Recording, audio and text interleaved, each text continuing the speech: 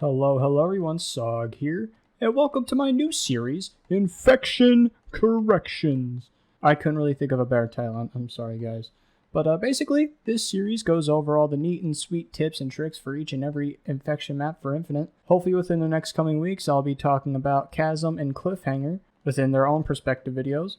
But for now, I'm just creating this video as a start up to the series to talk about some general tips. If y'all want to see more from this series and enjoy this video, consider liking and subscribing because that really supports me and that makes me really happy. Also, if you have any other questions that I don't have in this video or some interesting tips that I don't have in this video, consider commenting down below.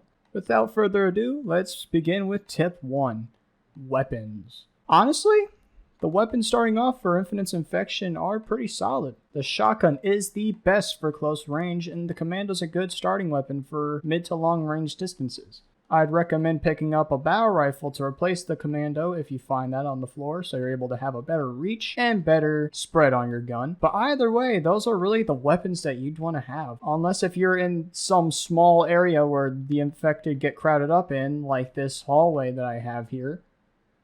Is this a hallway? No, it's more of an alleyway.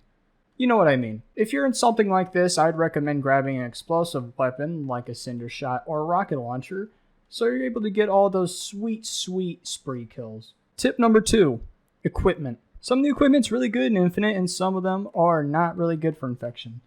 Like for example, the drop wall and shroud screen. Never use them. They only just take up a slot and they're very much useless to you.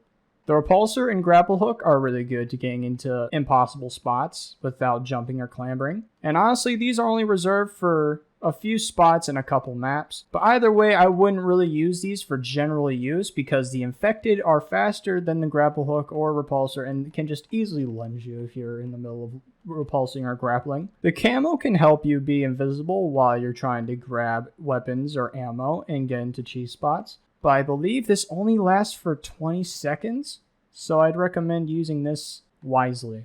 The overshield sort of has the same effect in where you sort of get a second chance. At full overshield, it takes 2 hits for the infected to kill you instead of 1.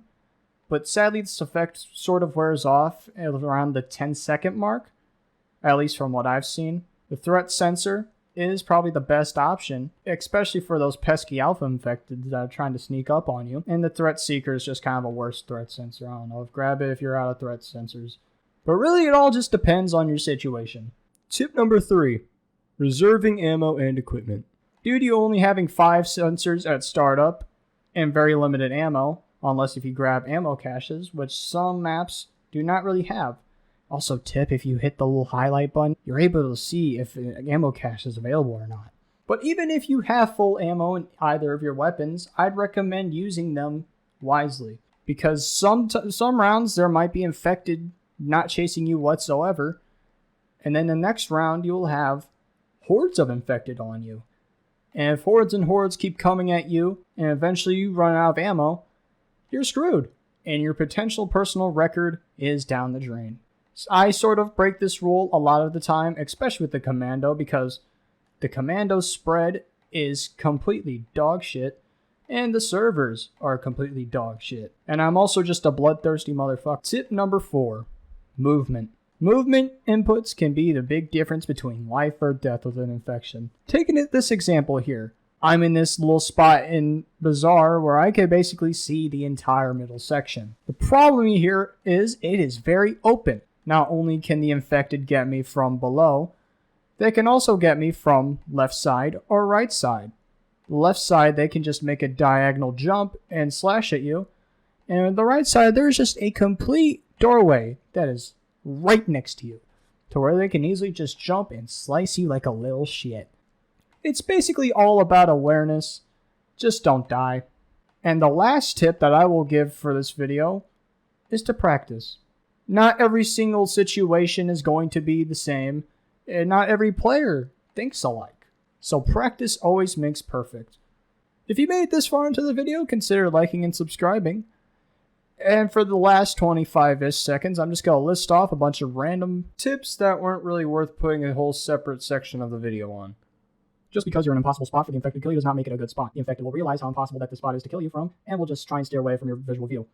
All the ground weapons on each map are randomly generated. For example, there might be one game where there's one BR on a map, and the next match there'll be no BR, or maybe even 2 BRs. It all depends. Do not trust your random teammates. Halo randoms have the awareness of a goldfish, and generally are pretty useless.